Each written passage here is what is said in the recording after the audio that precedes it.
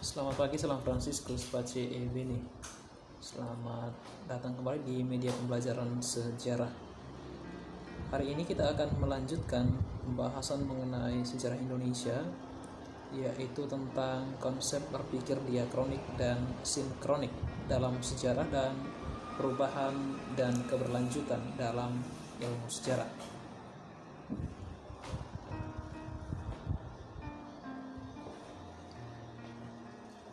Yang pertama yaitu konsep atau cara berpikir diakronik dalam mempelajari sejarah.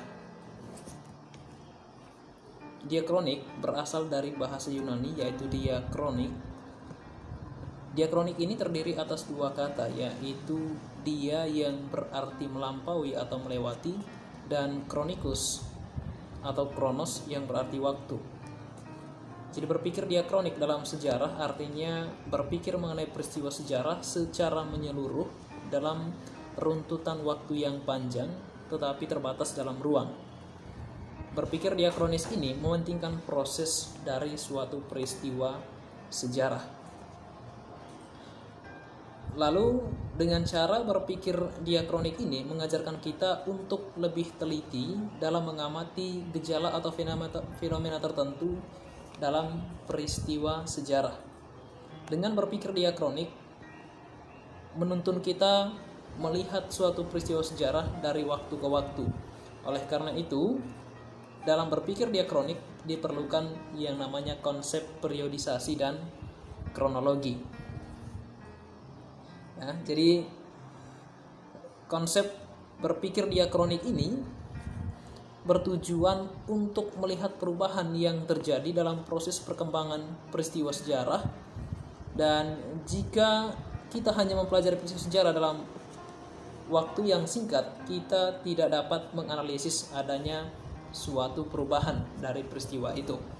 Nah, dengan berpikir diakronik ini pula adanya proses pembatasan waktu, ya. Jadi sejarah mengenal periodisasi, yakni mengklasifikasikan peristiwa-peristiwa sejarah dalam tahapan pembabakan waktu atau periode atau zaman. Jadi itu gunanya periodisasi dalam konsep berpikir diakronik dalam ilmu sejarah.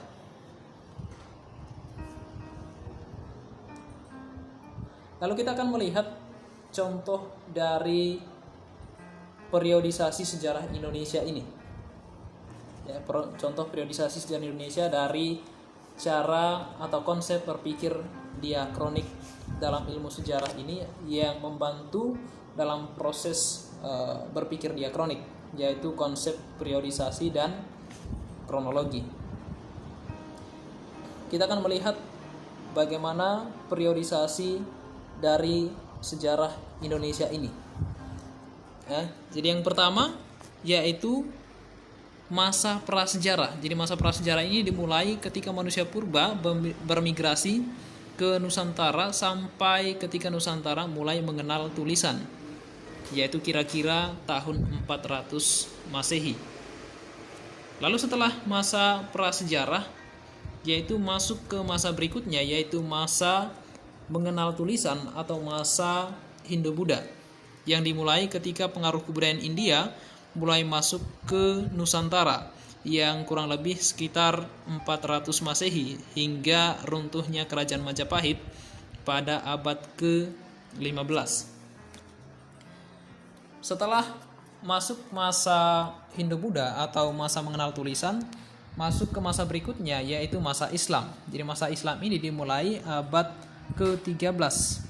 Jadi meski Islam sudah masuk di abad ke-7 sampai ketika bangsa Eropa berdatangan ke Nusantara pada abad ke-16, ya. Yang berikutnya setelah masa Islam masuk masa kolonialisme barat yang dimulai pada abad ke-16 dan berakhir di abad ke-20. Lalu setelah masa kolonialisme barat atau masa penjajahan masuk masa pendudukan Jepang yang dimulai sekitar tahun 1942 sampai tahun 1945. Setelah masa pendudukan Jepang masuk ke masa berikutnya yaitu masa revolusi yang dimulai pada tanggal 17 Agustus 1945, yaitu setelah proklamasi kemerdekaan Indonesia, hingga 27 Desember 1949, yaitu proses pengakuan kedaulatan Indonesia oleh Belanda. Setelah masa revolusi, masuk ke masa berikutnya, yaitu masa Orde Lama atau masa pemerintahan Presiden Soekarno, dimulai tahun 1950 sampai tahun 1967, ketika kekuasaan Soekarno berakhir dengan dikeluarkannya TAP MPR nomor 38 MPRS garing 1967. Setelah masa Orde Baru, masuk ke masa berikutnya, yaitu masa Orde Baru yang dimulai pada tahun 1966, yaitu ketika Super Semar dikeluarkan sampai pada tanggal 20 Mei 1998. Dan yang terakhir adalah masa reformasi yang dimulai pada tahun 1998 sampai sekarang. Jadi itu adalah periodisasi sejarah Indonesia atau contoh dari periodisasi dari sejarah Indonesia. Jadi periodisasi ini sangat penting dalam proses pembelajaran sejarah, terutama dalam proses berpikir diakronik dalam ilmu sejarah.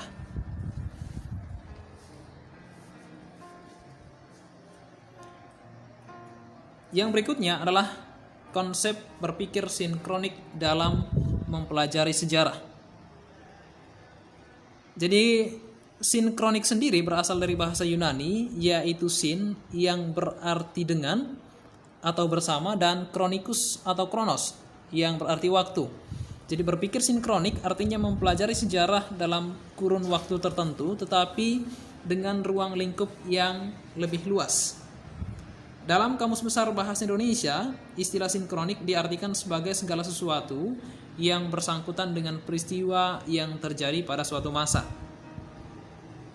Nah, dengan mempelajari atau dengan menggunakan konsep berpikir sinkronik ini dalam mempelajari sejarah dengan segala aspeknya pada masa atau waktu tertentu secara mendalam.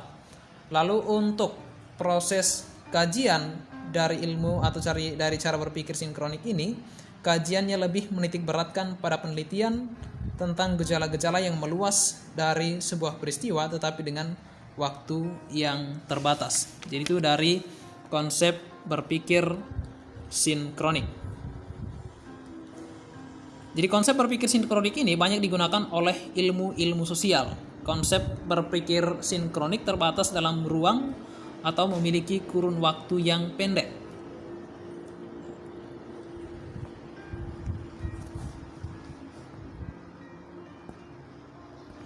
Hal ini membuat proses analisis peristiwanya bersifat menyeluruh tetapi dalam jangka waktu yang pendek.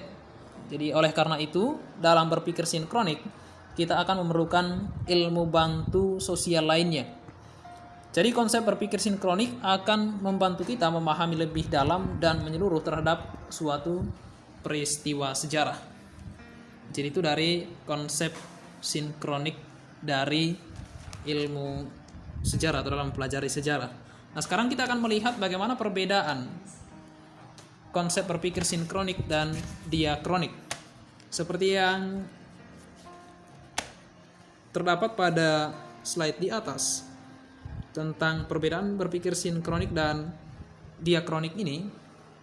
Jadi tentang konsep atau perbedaannya, untuk konsep sinkronik berkaitan dengan proses penulisannya atau dalam proses pengkajian dari konsep berpikir sinkronik ini, penulisannya itu melebar dalam ruang tetapi waktunya terbatas. Sedangkan yang diakronik adalah penulisannya itu memanjang dalam waktu tetapi terbatas dalam ruang. Lalu kita akan melihat bagaimana perbedaan dari kedua konsep berpikir ini, yaitu konsep berpikir sinkronik dan diakronik, selain yang kalian perhatikan di slide ini. Jadi perbedaan pendekatan diakronik dan sinkronik dapat terlihat ketika akan mengamati suatu fenomena revolusi. Misalnya revolusi di Indonesia, peristiwa proklamasi kemerdekaan Indonesia tahun 1945. Melalui pendekatan diakronik, revolusi tersebut akan dikaji secara kronologis. Lalu pertanyaan yang muncul adalah kapan dan bagaimana revolusi itu terjadi? Lalu faktor apa saja yang menjadi penyebab revolusi tersebut? Dan bagaimana kondisi masyarakat sebelum revolusi itu terjadi? Dan yang terakhir, bagaimana perkembangan selanjutnya dari revolusi tersebut? Jadi itu adalah pertanyaan-pertanyaan yang timbul dari konsep atau pendekatan diakronik dalam ilmu sejarah apabila kita melakukan pengkajian tentang konsep berpikir dengan menggunakan pendekatan diakronik.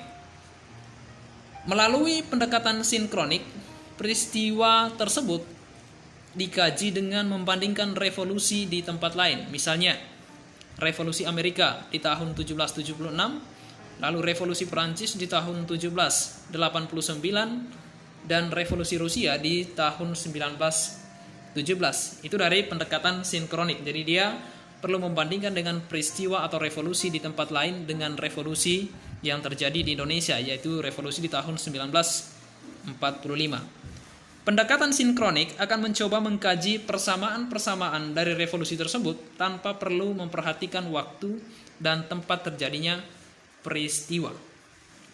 Lalu kita akan melihat bagaimana perbedaan yang mendasar dari kedua konsep berpikir diakronik dan sinkronik ini. Ciri-ciri dari berpikir sinkronik, yang pertama itu mengkaji pada masa tertentu. Yang kedua, menitik beratkan pengkajian pada struktur dari peristiwa atau kejadian. Lalu yang berikutnya bersifat horizontal dan cakupan kajian lebih sempit. Lalu bersifat lebih serius dan sulit dan terdapat konsep perbandingan. Lalu ciri-ciri dari konsep berpikir diakronik ini adalah mengkaji dengan berlalunya masa.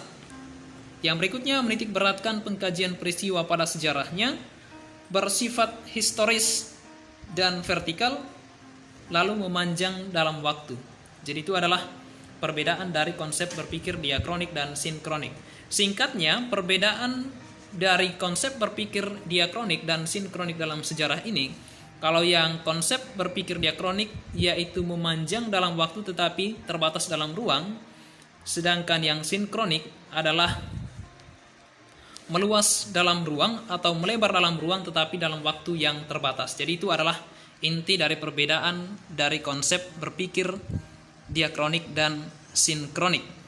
Lalu yang berpikir diakronik ini adalah konsep berpikir untuk pengkajian dalam ilmu sejarah, sedangkan yang sinkronik adalah konsep berpikir atau pengkajian dalam ilmu sosial lain atau ilmu bantu dari ilmu sejarah. Seperti itu. Lalu kita akan lanjut ke subtema berikutnya, yaitu konsep perubahan dan keberlanjutan dalam sejarah. Jadi konsep perubahan adalah peristiwa atau kejadian yang membuat perbedaan. Perubahan dapat terjadi secara cepat atau lambat. Jadi contoh dari perubahan yang terjadi secara cepat ini adalah peristiwa reformasi di tahun 1998. Perubahan juga dapat terjadi secara lambat, contohnya perkembangan sistem pertanian. Pada masa praaksara, masyarakat bercocok tanam secara berpindah-pindah dengan teknik slash and burn. Selanjutnya berkembang menjadi sistem pertanian tradisional yang dalam penerapannya menggunakan pupuk organik, tidak menggunakan pupuk kimia dan pestisida, sehingga produktivitasnya masih rendah. Sistem pertanian tradisional kemudian berkembang menjadi sistem pertanian konvensional, yaitu penggunaan pupuk kimia dan pestisida. Jadi setiap peristiwa tidak berdiri sendiri dan tidak terpisahkan dari peristiwa lain. Rangkaian peristiwa yang ada merupakan peristiwa yang berkelanjutan. Di penerapan konsep keberlanjutan dapat dilihat dari peran pemuda sebagai penggerak perubahan. Contohnya, peran pemuda pada masa pergerakan nasional terlihat dari peristiwa Sumpah Pemuda di tahun 1928. Selanjutnya, peran pemuda pada peristiwa reformasi 1998 yang menyebabkan mundurnya Soeharto sebagai Presiden Republik Indonesia. Jadi antara perubahan dan keberlanjutan jadi dapat kita lihat atau dapat kita ketahui dengan cara membandingkan dua atau lebih peristiwa atau keadaan pada masa lalu. Contohnya, untuk mengetahui perkembangan bahasa Indonesia, kita dapat membandingkan kebijakan pemerintah kolonial Belanda dengan pemerintah pendudukan Jepang. Selain itu, kita dapat membandingkan perkembangan bahasa Indonesia pada masa kebangkitan nasional dengan masa sekarang. Ya, jadi itu berkaitan dengan proses atau konsep perubahan dan keberlanjutan dalam sejarah. Nah, dari konsep perubahan dan keberlanjutan dalam sejarah, dan sebelumnya tadi adalah konsep diakronik dan konsep sinkronik dalam sejarah, tentu yang tidak bisa dipisahkan dari ketiga atau keempat konsep ini adalah tentang konsep periodisasi yang seperti yang sudah saya jelaskan sebelumnya. Jadi periodisasi dan kronologi sangat penting dalam mempelajari ilmu sejarah atau dalam kajian ilmu sejarah. Lalu kita akan melihat bagaimana suatu pola dari konsep perubahan dan keberlanjutan, ya. Pola dari perubahan dan keberlanjutan. Jadi kalau yang keberlanjutan polanya adalah garis lurus, sedangkan yang keberlanjutan polanya garis lurus, sedangkan yang perubahan adalah adanya zigzag atau ada gelombang yang terjadi karena adanya perubahan yang terjadi dari masa ke masa.